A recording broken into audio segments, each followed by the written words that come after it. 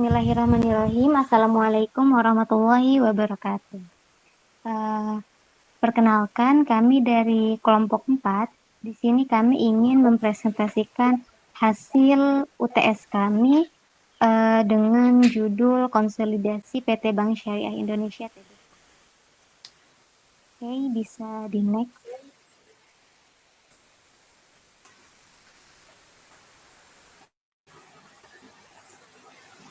Jadi, aktivitas kombinasi bisnis yang dilakukan oleh PT Bank Syariah Indonesia TBK adalah aktivitas konsolidasi. Nah, konsolidasi sendiri adalah penggabungan atau penggabungan sebuah perusahaan yang menyatukan atau memperkuat hubungan antara dua kelompok atau lebih untuk membentuk suatu entitas yang lebih kuat. Nah, sedangkan dalam bidang bisnis, konsolidasi ini merupakan suatu peleburan antara dua perusahaan atau lebih untuk menjadi satu perusahaan atau suatu entitas yang lebih kuat. Nah, PT Bank Syariah Indonesia TBK ini melakukan 3 konsolidasi dalam proses konsolidasi antara dengan perusahaan lainnya. Yang pertama adalah konsolidasi keuangan. Jadi konsolidasi keuangan adalah proses penggabungan atau penyatuan laporan keuangan dari beberapa entitas atau anak perusahaan menjadi satu laporan keuangan yang mencerminkan kondisi keuangan dan kinerja keseluruhan dari perusahaan induk atau perusahaan holdingnya. Nah, ini membantu dalam menyajikan gambaran yang lebih lengkap dan akurat tentang kesehatan keuangan suatu perusahaan. Nah, yang kedua adalah konsolidasi operasional. Konsolidasi operasional sendiri adalah proses penggabungan atau menyatukan operasi bisnis dari beberapa entitas atau unit bisnis yang mencapai efisiensinya, penghematan biaya, dan sinergi antara bagian-bagian yang berbeda. Nah, ini dapat melibatkan penggabungan operasi, penataan ulang sumber daya, atau penyatuan proses bisnis untuk meningkatkan kinerja keseluruhan perusahaan. Nah, yang terakhir adalah konsolidasi manajemen risiko. Konsolidasi manajemen risiko adalah konsolidasi atau proses menyatukan atau mengintegrasikan semua kegiatan, metode, dan strategi yang terkait dengan mengelola risiko dalam sebuah organisasi atau proyek. Nah, tujuannya adalah untuk menciptakan pendekatan yang terorganisir dan efisien dalam mengidentifikasi, mengevaluasi, mengelola, dan memantau risiko-risiko yang dihadapi oleh organisasi atau proyek tersebut. Jadi, PT Bank Syariah Indonesia ini melakukan aktivitas kombinasi bisnis dengan perusahaan lain, yaitu konsolidasi. Dan jenis konsolidasi yang dilakukan ada 3, yaitu konsolidasi keuangan, operasional, dan manajemen risiko. Oke, bisa lanjut.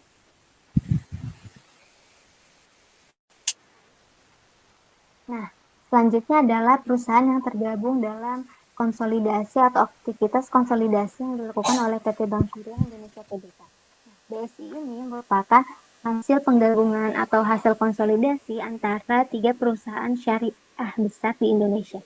Yang pertama adalah PT Bank BRI Syariah TBK, yang kedua adalah PT Bank Syariah Mandiri, dan yang terakhir adalah PT Bank BNI Syariah. Nah, Otoritas Jasa Keuangan atau OJK ini secara resmi mengeluarkan izin penggabungan 3 usaha bank syariah tersebut pada tanggal 27 Januari tahun 2021. Nah, melalui surat nomor SF3 TB01 tahun 2021. Nah, selanjutnya pada tanggal 1 Februari 2021 juga Presiden Joko Widodo meresmikan kehadiran BSI. Jadi, proses penggabungan atau proses konsolidasi yang dilakukan oleh 3 perusahaan tadi itu dilakukan pada tanggal 27 Januari dan pada tanggal 2 dan pada tanggal 1 Februari BSI didirikan. Nah, komposisi pemegang saham BSI juga yang terbesar ini dipegang oleh PT Bank Mandiri Persero Tbk dengan komposisi saham sekitar 50,83%. Dan yang kedua adalah dipegang oleh PT Bank Negara Indonesia atau BNI sekitar 24,85%. Dan yang terakhir adalah dipegang oleh PT Bank Rakyat Indonesia Persero atau 17,25%. Nah, sisanya adalah pemegang saham yang masing-masing di bawah 5%. Oke, bisa next.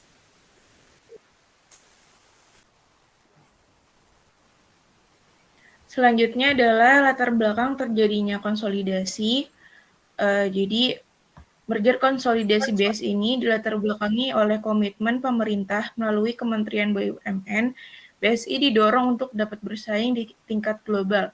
Maka dari itu, pemerintah menyatukan kelebihan dari 3 bank syariah di Indonesia, yaitu PT Bank Mandiri Syariah, PT Bank Negara Indonesia Syariah, dan PT Bank Rakyat Indonesia Syariah, sehingga menghadirkan layanan yang lebih lengkap, jangkauan yang lebih luas, serta memiliki kapasitas permodalan yang lebih baik. Next slide. Ada 4 alasan konsolidasi BSI ini. 1. Peningkatan daya saing. Dengan digabungnya 3 bank syariah tersebut diharapkan akan menciptakan bank syariah Indonesia yang lebih kuat dan dapat bersaing dalam skala global. Dengan kemampuan Indonesia dalam bersaing bank syariah secara global, maka hal ini akan menguntungkan perekonomian Indonesia secara keseluruhan. Yang kedua adalah peningkatan efisiensi. Penggabungan bank-bank bertujuan untuk merampingkan operasi dan mengurangi biaya. Hal ini dapat mencakup bidang-bidang seperti penggalangan dana, operasi harian, dan belanja modal. Kedua, memperkuat keuangan syariah.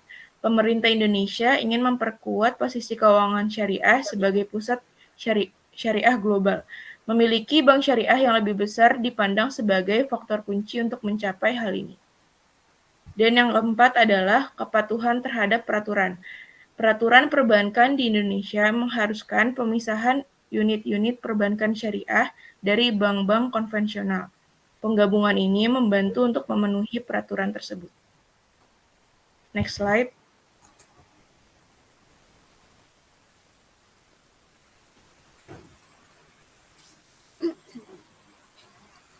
Baik, selanjutnya ini ada produk dan layanan yang ditawarkan oleh PT Bank Syariah Indonesia setelah melakukan konsolidasi gitu.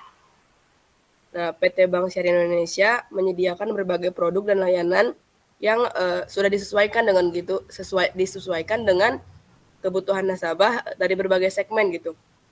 Nah, yang pertama ada tabungan.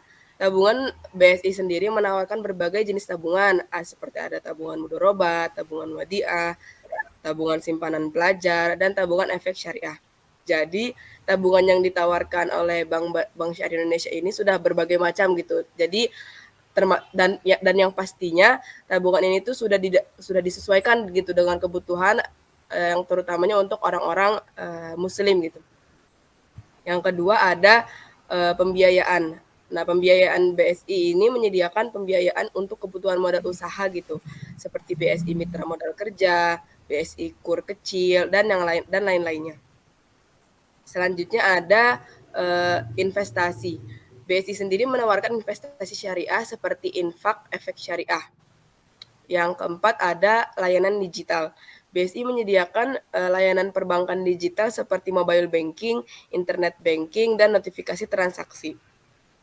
Yang kelima ada layanan lain seperti BSI ini tuh menyediakan gitu loh transaksi giro pemerintah, kartu ATM atau debit, dan fitur pembelian hewan kurban melalui penyelenggaraan kurban. Jadi BSI ini tuh nggak hanya melayani dalam masalah keuangan aja gitu loh, tapi juga melayani, maksudnya membantu para nasabah itu untuk menyediakan hewan kurban gitu, bisa juga lewat layanan dari BSI ini. Yang keenam ada layanan pemerintah, yaitu BSI menyediakan layanan pemerintah seperti simpanan non-saving account yang sudah dikelola dengan akad mudharabah dan diperuntukkan kepada institusi yang memerlukan. Nah, selama berjalannya layanan-layanan yang telah diberikan oleh BSI ini, pasti banyak kendala ya, apalagi BSI ini kan bisa terbilang masih PT Bank yang masih baru gitu. Jadi seperti kita pasti pernah merasakan beberapa waktu lalu ketika internet banking kita itu mengalami masalah, mobile banking kita mengalami masalah dalam BSI ini, dan itu menurut banyak pendapat itu masih wajar karena mungkin masih kekurangan dalam hal teknologinya gitu. Oke, next slide. Nah, selanjutnya ini ada nilai saham PT Bank Syariah. Ini saya dapatkan untuk gambar yang ditunjukkan ini saya dapatkan pada tanggal 2 April lalu, sekitar 3 atau 2 hari yang lalu ya. Nah, ini adalah nilai saham pada tanggal 2 April 2024 lalu. Tapi saya juga menemukan data pada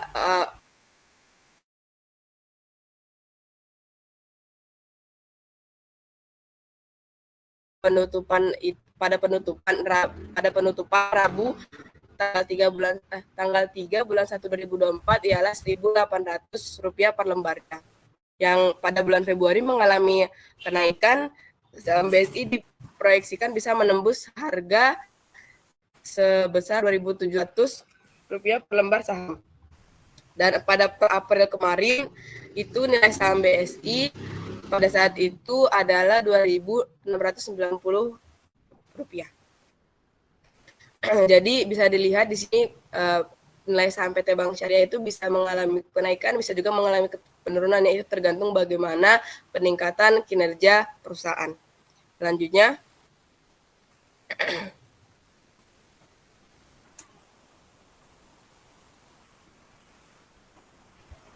ini ada beberapa dampak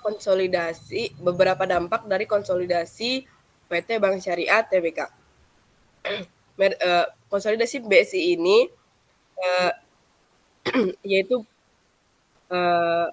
Bank Syariah, Mandiri, BNI Syariah, dan BRI Syariah telah memiliki dampak positif yang besar. Nah, yang pertama ini ada perkembangan keuangan syariah. Konsolidasi ini atau merger ini tuh membantu memenuhi tantangan pengembangan keuangan syariah dari OJK yang telah mendorong bank syariah dan unit usaha syariah milik pemerintah untuk berkonsolidasi. Jadi tadi kan seperti rekan saya katakan, sekarang Bank Syariah Indonesia ini menjadi bank syariah terbesar di Indonesia. Ini juga menjadi dampak besar gitu peningkatan bagi keuangan syariah yang ada di Indonesia. Yang kedua, ada menjadi bank syariah terbesar. Nah, seperti yang tadi saya katakan, dari hasil konsolidasi ini tuh bank syariah itu bisa menjadi bank syariah terbesar gitu di Indonesia. Dan ini disampaikan langsung oleh Menteri BUMN yaitu Pak Erick Thohir. Yang ketiga ada peningkatan aset. Total aset BSI tumbuh hingga 15% menjadi 306 triliun yang disertai oleh dana pihak ketiga DPK yang naik 12%. Nah, yang keempat selanjutnya ini ada peningkatan komposisi pemegang saham. Komposisi pemegang saham BSI adalah PT Mandiri Tbk 50,83%, PT Bank Negara Indonesia 24,85% dan PT Bank Rakyat Indonesia 17,25%. Dan tadi juga sudah dijelaskan ya sama rekan saya kalau misalnya ada 5%, di bawah 5% ini dipegang oleh pemegang saham minoritas. Nomor 5 ini ada peningkatan layanan. Konsolidasi ini memudahkan masyarakat dalam mengakses layanan perbankan syariah yang didukung oleh jaringan cabang ATM dan internet banking. Seperti yang kita tahu sebelumnya bank syariah ini belum banyak ya di Indonesia, belum sepopuler itu juga, tapi dengan adanya merger ini bank syariah Indonesia ini menjadi lebih banyak dikenal gitu. Yang keenam ada peningkatan kinerja. Merger ini meningkatkan kinerja Bank Syariah Indonesia yang dapat langsung kita lihat dari peningkatan aset dan dana pihak ketiga gitu. Yang tadi sudah dijelaskan pada bagian ketiga. Terus yang terakhir ada peningkatan kepercayaan nasabah. Konsolidasi ini meningkatkan kepercayaan nasabah terhadap Bank Syariah Indonesia yang diperkirakan akan membantu pembangunan seluruh Indonesia gitu, karena juga dampak dari konsolidasi ini lumayan besar gitu untuk ekonomi Indonesia. Selanjutnya,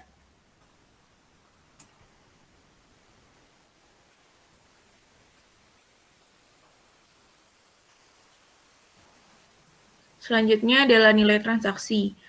sebenarnya belum ada pernyataan resmi dari BSI berapa nilai transaksi dari konsolidasi mereka. Tetapi ada beberapa sumber terpercaya yang menjadi patokan perkiraan nilai transaksi terjadinya konsolidasi ini. Salah satunya adalah pada laporan tahunan tahun 2021 Bank Syariah Indonesia disebutkan bahwa hasil penggabungan atau hasil konsolidasi Bank BSI ini mencapai 214,6 triliun.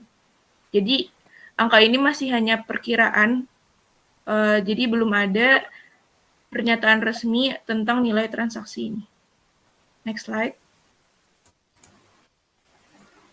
Selanjutnya adalah item kombinasi yang ada pada PT Bank Syariah Indonesia. Sebelum kita memasuki mengenai apa saja item yang ada dalam kombinasi PT Bank Syariah Indonesia, kita akan merefresh kembali teori mengenai pencatatan kombinasi bisnis. Ada 4 hal yang perlu diingat dan menjadi patokan yang paling penting mengenai tentang pencatatan kombinasi bisnis. Pertama adalah recognition atau measurement asset and liabilities atau identifiable asset. Jadi pihak pengakuisisi mengukur aset yang teridentifikasi pada nilai wajar. Selisih nilai aset liabilitas perusahaan yang diakuisisi pada nilai wajarnya. Lalu kedua, ada transaction cost atau biaya transaksi.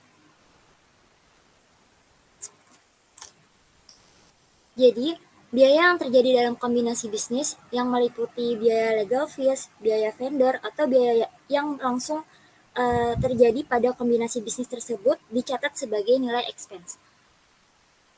Jika sekuritas ekuitas diterbitkan oleh perusahaan pengakuisisi, maka apabila terdapat biaya registrasi atau pendaftaran penerbitan sekuritas, maka akun tersebut menjadi pengurang additional paid incurred atau excess of par.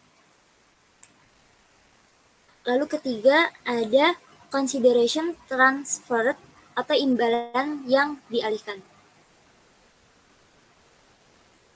Imbalan yang dapat berupa kas, aset, non-kas, atau efek utang, efek ekuitas yang diukur pada nilai wajar atau fair value. Imbalan yang diukur dari penjumlahan nilai wajar, aset, dan liabilitas perusahaan yang diakuisisi. Dan jika imbalan selain kas itu, maka ada konsekuensi pengukuran dengan nilai wajar. Lalu terakhir, ada goodwill. Goodwill itu apa? Goodwill adalah aset bersih yang nilainya lebih besar daripada nilai wajar aset. Jadi selisih lebih antara harga perolehan cost dengan nilai wajar aset bersih yang diterima oleh PT Bank Syariah Indonesia. Seperti yang sudah dijelaskan oleh teman saya, bahwa Bank Syariah Indonesia ini lahir dari hasil konsolidasi antara 3 pemegang saham terbesar ya, yaitu PT Bank Mandiri dengan perolehan nilai saham 50%, PT Bank Negara Indonesia dengan perolehan saham 24,85%, PT Bank Rakyat Indonesia Persero dengan perolehan saham 17,25%. Dan sisanya adalah pemegang saham minoritas atau pemegang saham yang memiliki saham di bawah 5%. Nah, maka pemegang saham terbesar dapat disimpulkan adalah PT Bank Mandiri dengan perolehan saham 50,83%. Nah, oleh karena itu, PT Bank Mandiri menjadi entitas induk dari PT Bank Syariah Indonesia.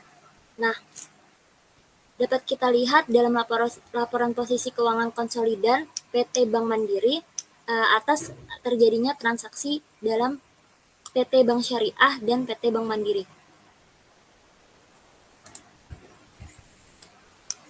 Jadi ada item kunci yang menjadi key-nya pada laporan posisi keuangan. Pertama, ada investasi di entitas anak tidak akan muncul pada laporan posisi keuangan konsolidan. Dapat dilihat pada gambar berikut bahwa aset tidak berwujudnya entitas anak tidak dimunculkan pada laporan posisi keuangan konsolidan. Lalu kedua, ekuitas pada laporan posisi keuangan konsolidan berupa ekuitas induk ditambah ekuitas kepentingan non pengendali. Dapat dilihat pada gambar bahwa ekuitas pada laporan posisi keuangan adalah hasil penjumlahan antara ekuitas induk, ekuitas pemilik, dan ekuitas kepentingan non-pengendali. Lalu ketiga, nilai akun NCI atau kepentingan non-pengendali proporsional dengan nilai akun investasi pada entitas anak, yaitu sekitar 10/90 dari investment entitas anak. Nah, dapat kita lihat pada laporan konsolidan PT Bank Mandiri yang menjadi entitas induk PT Bank Syariah terdapat goodwill. Seperti yang sudah dijelaskan bahwa goodwill adalah selisih antara harga perolehan kos dengan nilai wajar aset bersih yang diterima. Oke, mungkin demikian yang bisa kami sampaikan. Sebelumnya mohon maaf apabila ada kesalahan penyampaian atau beberapa kata pernyataan yang kurang tepat. Kami akhiri. Sekian. Wassalamualaikum warahmatullahi wabarakatuh.